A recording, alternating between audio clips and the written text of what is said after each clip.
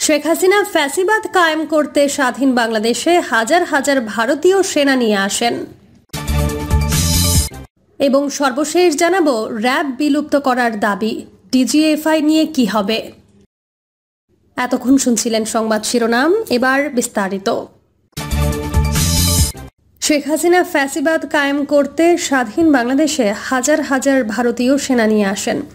আরেকটি উল্লেখযোগ্য ঘটনা হলো শেখ হাসিনা ফ্যাসিবাদ কায়েম করতে এবং নিজের গদি রক্ষার্থে হাজার হাজার ভারতীয় সেনা বাংলাদেশে নিয়ে আসেন, যারা পুলিশ, বিজিবি ও ছাত্রলীগ, যুবলীগের পাশাপাশি আন্দোলন দমানোর কাজে নিয়োজিত ছিল।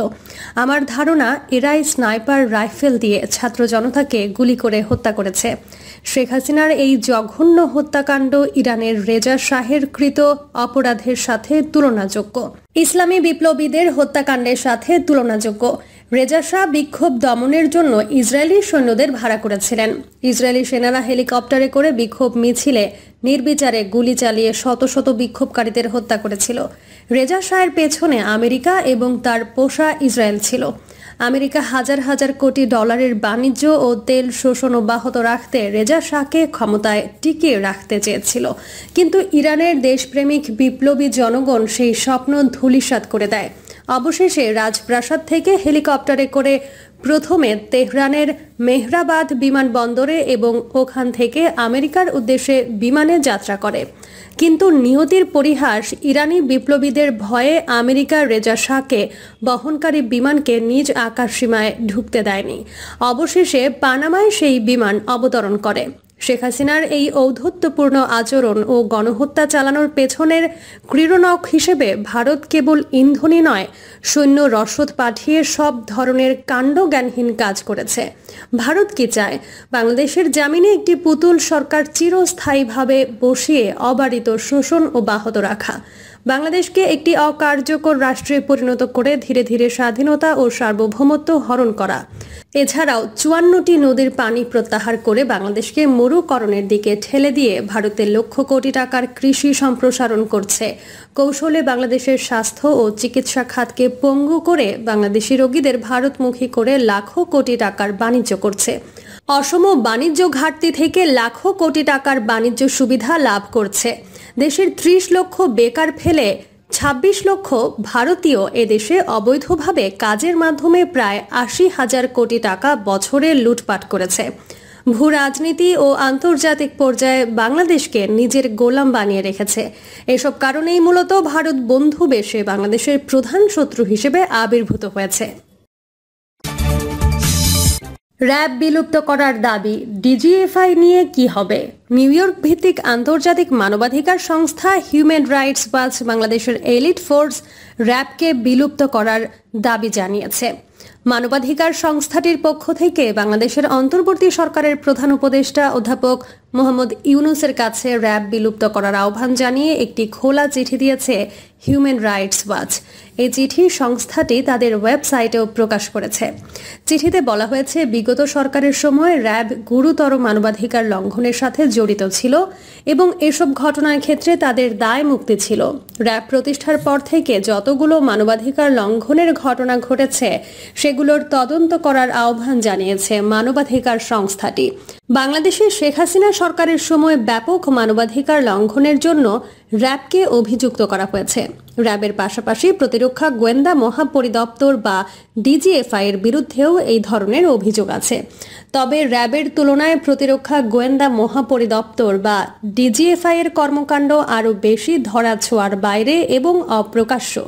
ডিজিএফআই নিয়ে বিস্তর অভিযোগ অনেকের মুখে মুখে থাকলেও সেগুলো নিয়ে কেউ প্রকাশ্যে কথা বলতে সাহস পায়নি। বহু মানুষকে গুম করা কিংবা বছরের পর বছর ধরে গোপন বন্দিশালায় আটকের বিষয়টি সবার চোখের সামনে আসে শেখ হাসিনার পতন ও দেশ থেকে পালিয়ে যাবার পরে। দীর্ঘদিন ধরে নিখোঁজ থাকা কিছু ব্যক্তির পরিবারের সদস্য ঢাকার সেনানিবাসের ভেতরে ডিজিএফআই এর অফিসের সামনে জড়ো হয়। তাদের অভিযোগ, ব্যক্তিরা ডিজিএফআই এর কাছে বন্দী রয়েছে। এরপর ঢাকা শহরের বিভিন্ন জায়গা থেকে অন্তত 3 জনকে পাওয়া যায়, যারা 5 থেকে 8 বছর পর্যন্ত নিখোঁজ ছিলেন।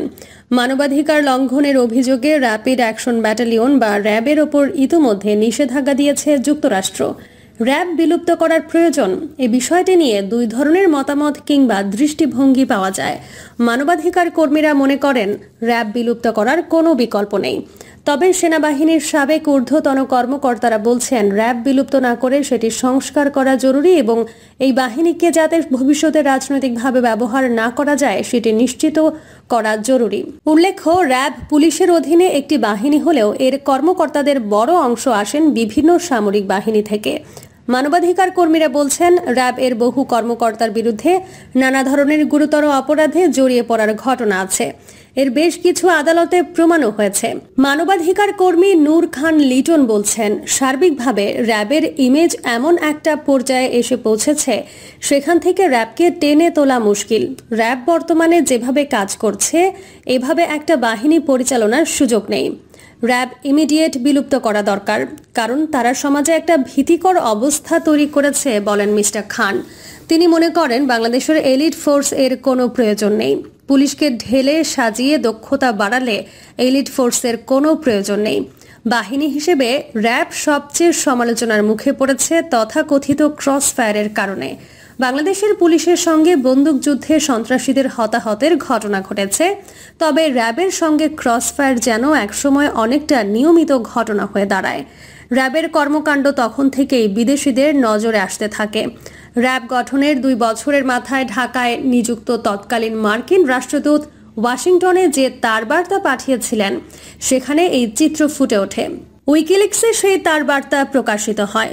মার্কিন তার বার্তায় বলা হয়েছিল র্যাবের সবচেয়ে পরিচিত বৈশিষ্ট্য হচ্ছে ক্রসফায়ার নামের বিচার বহির্ভূত হত্যাকাণ্ড, যার কারণে পথঘাট নিরাপদ হয়ে উঠেছে বলে তারা দাবি করেছে।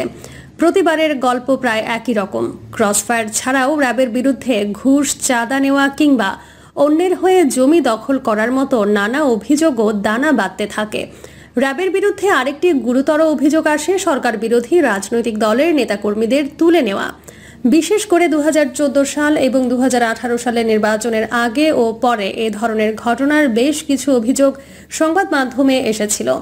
অনেকটা আকস্মিকভাবে 2021 সালের 10 ডিসেম্বর আমেরিকার দিক থেকে নিষেধাজ্ঞা দেওয়া হয় র্যাব বাহিনী এবং এর 6 জন কর্মকর্তার ওপর। সেখানে গুরুতর মানবাধিকার লঙ্ঘনের অভিযোগ আনা হয়। অবশ্য আমেরিকার নিষেধাজ্ঞা দেবার পর থেকে গত 2 বছরে র্যাবের হাতে ক্রসফায়ারে নিহত হবার ঘটনা নেই বললেই চলে।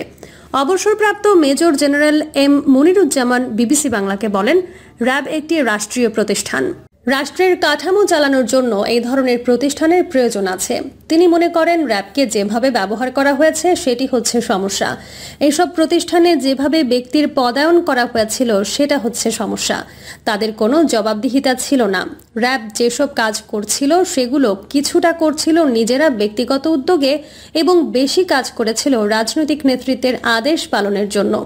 অনেকে মনে করছেন রাজনৈতিক সংস্কৃতির পরিবর্তন না হলে শুধু বাহিনী বিলুপ্ত করে নতুন বাহিনী তৈরি করে কোনো লাভ হবে না।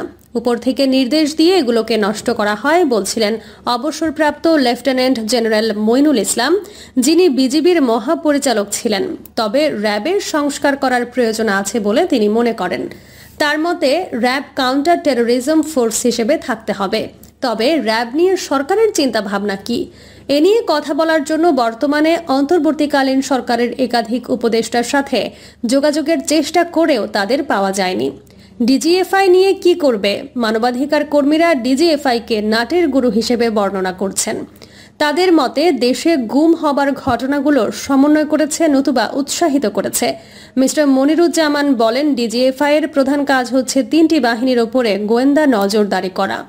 এছাড়া প্রতিবেশী দেশে কি ধরনের পরিবর্তন হচ্ছে এবং বাংলাদেশকে সেটি কিভাবে প্রভাবিত করছে সেটি সম্পর্কে সম্যক ধারণা রাখা।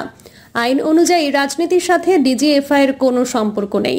তিনি মনে করেন সংসদীয় কমিটির কাছে গোয়েন্দা প্রধানদের জবাবদিহিতা থাকতে হবে, কিন্তু এসব বাহিনীর কোথাও কোনো জবাবদিহিতা নেই। আমাদের এখানে গোয়েন্দা সংস্থাগুলো সম্পূর্ণ স্বাধীন। তারা কারো কাছে জবাবদিহি করে না। সরকার প্রধান ছাড়া তারা অন্য কারো কাছে জবাবদিহি করে না বলেন সাবেক major general M Moniruzzaman. Mister Khan মনে করেন ডিজিএফআই এর কর্মকাণ্ডকে সেনানিবাসের ভেতরে সীমাবদ্ধ করতে হবে। সেনানিবাসের বাইরে যাতে তাদের কোনো ভূমিকা না থাকে সেটি নিশ্চিত করা জরুরি। এই প্রতিষ্ঠানগুলোর কর্মকর্তারা যে আইন বহির্ভূত কাজ করছিলেন সেটি নিয়ে তারা অবগত ছিলেন। অবগত থাকার পরেও তারা কোনো পদক্ষেপ নেননি। মিস্টার খান বলছেন, অতীতে দেখা গেছে ডিজিএফআই কোনো একটি পক্ষের হয়ে ব্যাংক দখলে ভূমিকা রাখা কিংবা গণমাধ্যম নিয়ন্ত্রণের মতো কাজ করেছে। এমনকি সাবেক প্রধান বিচারপতি সুরেন্দ্র কুমার প্রকাশ্যে বলেছেন যে সরকারের সাথে বিরোধের পর তাকে দেশ ছেড়ে যেতে বাধ্য করেছে ডিজিএফআই। এই যে অপরাধগুলো তারা সংগঠিত করেছে বিগত দিনে, এটার জন্য 2-4 জন ব্যক্তির ওপর দায় চাপালে হবে না, পুরো সংস্থাটির ওপর এই অভিযোগ আসে বলেন মিস্টার খান। প্রিয় দর্শক, এই ছিল এখনকার সর্বশেষ সংবাদ। আপডেট সব সংবাদ পেতে চ্যানেলটি সাবস্ক্রাইব করে বেল আইকনটি ক্লিক করে রাখুন।